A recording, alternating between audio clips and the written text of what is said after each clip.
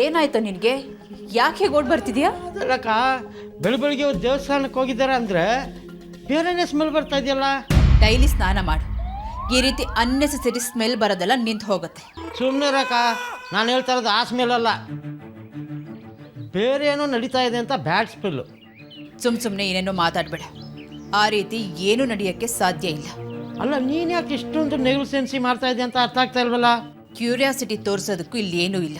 ಅಲ್ಲೇ ಮಿಸ್ ಹೊಡಿತಾ ಇರೋದು ಇದೆ, ಕ್ಯೂರಿಯಾಸಿಟಿ ತೋರಿಸೋದಿದೆ. ಏನಿದೆ ನಿನ್ನ ಕರ್ಮ?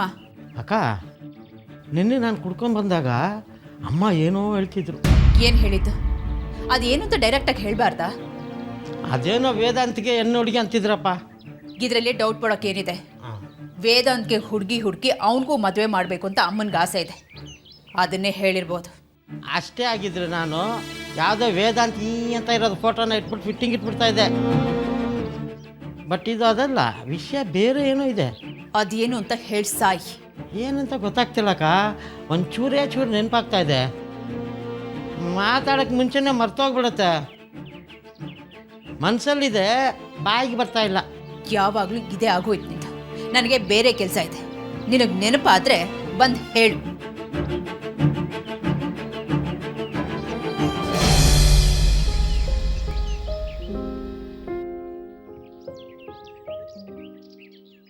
ಬೇಗ ಹೊರಟ್ಬಿಡೋಣ ಪರೇ.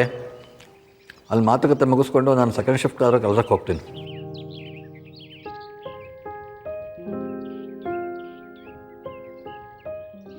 ಬರೀ ಅಳ್ತಾ ಇದೆಯಾ? ಕೂತ್ಕೋ.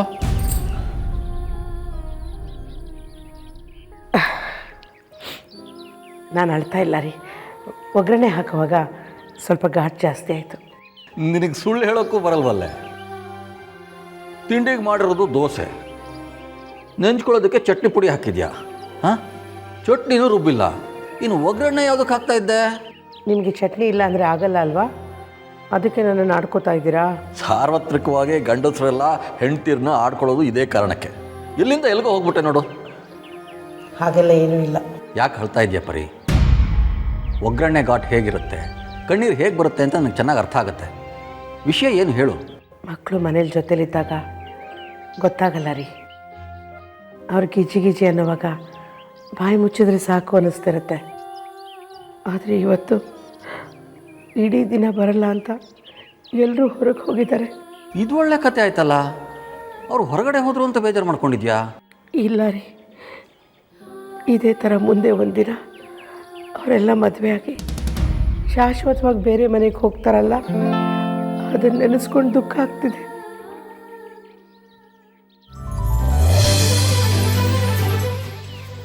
ಎಲ್ರಿಗೂ ನಮ್ಮ ರೆಸಾರ್ಟ್ಗೆ ಸ್ವಾಗತ. ತಗೊಳ್ಳಿ. ಇದು ನಿಮ್ಗಲ್ಲ ಮೇಡಮ್.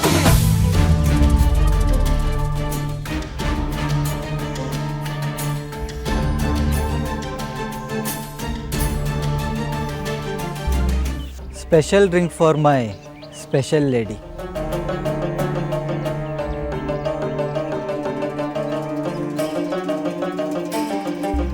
ಏನಂತ ಹೇಳ್ದವನು?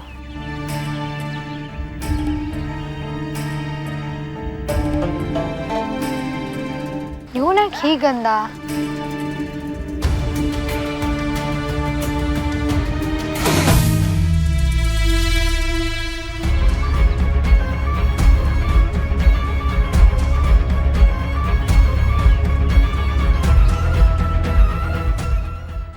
ಅದಕ್ಕೆ ಅಮ್ಮ ಅಕ್ಕಂಗೆ ಮಾತ್ರ ಬೇರೆ ಕಲರ್ ಜ್ಯೂಸು?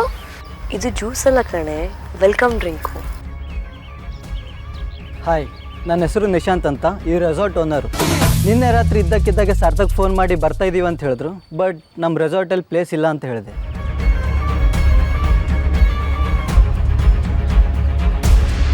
ಬಟ್ ಆಮೇಲೆ ಗೊತ್ತಾಯಿತು ಬರ್ತಾ ಇರೋದು ವೇದಾಂತ್ ವಸಿಷ್ಠವ್ರ ಫ್ಯಾಮಿಲಿ ಅಂತ.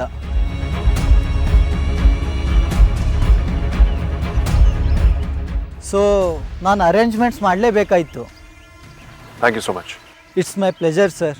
ಸೊ ಈಗ ನಮಗಿಲ್ಲಿ ಸ್ಪೇಸ್ ಇದೆ, ಏನೂ ಪ್ರಾಬ್ಲಮ್ ಇಲ್ಲ. ಬರೀ ಸ್ಪೇಸ್ ಅಲ್ಲ ಸರ್, ರೆಸಾರ್ಟೇ ನಿಮ್ದು ಅಂದ್ಕೊಳ್ಳಿ. ಸುಮ್ಮನೆ ತಮಾಷೆಗೆ ಹೇಳಿದೆ ಸರ್.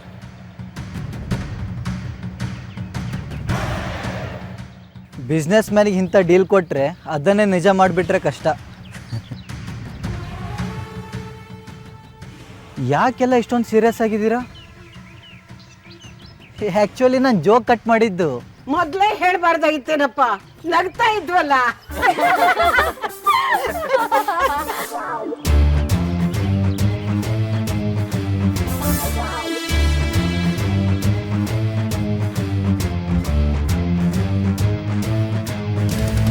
ಟಿಟ್ಟೋ ನಿಂತರ ಏನ ಟಪಾಚೋಕ್. ನಾನು ಹೇಳೋ ಜೋಕೆಲ್ಲ ಇದೇ ಥರ. ಹೇಳುವಾಗ ಯಾರೂ ನಗಲ್ಲ, ಬಟ್ ಅದು ಮುಗೀತು ಅಂತ ಹೇಳಿದಾಗ ಎಲ್ಲರೂ ನಗ್ತಾರೆ.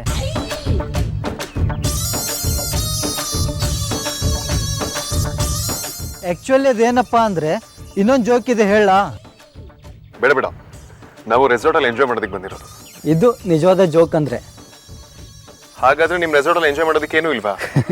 ನೀವು ತುಂಬ ತಮಾಷೆ ಮಾಡ್ತೀರಾ. ನಿಮ್ಮ ಕಾಟೇಜಸ್ ರೆಡಿ ಇದೆ, ಬೇಗ ಫ್ರೆಶ್ ಅಪ್ ಆಗಿ ಬಂದುಬಿಡಿ. ಆಮೇಲೆ ನಿಮಗೆ ಅಂತ ಕೆಲವು ಆ್ಯಕ್ಟಿವಿಟೀಸ್ನ ರೆಡಿ ಮಾಡಿಸಿದ್ದೀನಿ. ನಿಮ್ಮ ಕಾರಲ್ಲಿರೋ ಲಗೇಜಸ್ನ ನಮ್ಮ ಸ್ಟಾಫ್ ತೊಗೊಂಬರ್ತಾರೆ. Thank you. ಹೆಣ್ಣೆತ್ತವ್ರಿಗೆ ಅವ್ರಿಗೆಲ್ಲ ಮದುವೆ ಮಾಡೋದೇ ಒಂದು ದೊಡ್ಡ ಕನಸು. ಜನ ತಮ್ಮ ಕನಸು ಈಡೇರಿದಾಗ ಖುಷಿ ಪಡ್ತಾರೆ. ಆದರೆ ಹೆಣ್ಣೆತ್ತವರು ತಮ್ಮ ಕನಸು ಈಡೇರಿದಾಗ ಕಣ್ಣೀರು ಹಾಕ್ತಾರಲ್ವಾ? ನಿನ್ನ ಸಂಕಟ ನನಗೆ ಅರ್ಥ ಆಗುತ್ತೆ ಪರಿ.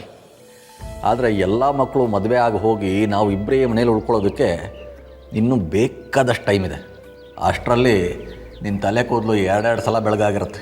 ಹಾಗಾಗೋದಕ್ಕೆ ತಡ ಇರ್ಬೋದು, ಆದರೆ ಒಂದಲ್ಲ ಒಂದಿನ ಅದು ಹಾಗೇ ಆಗುತ್ತೆ.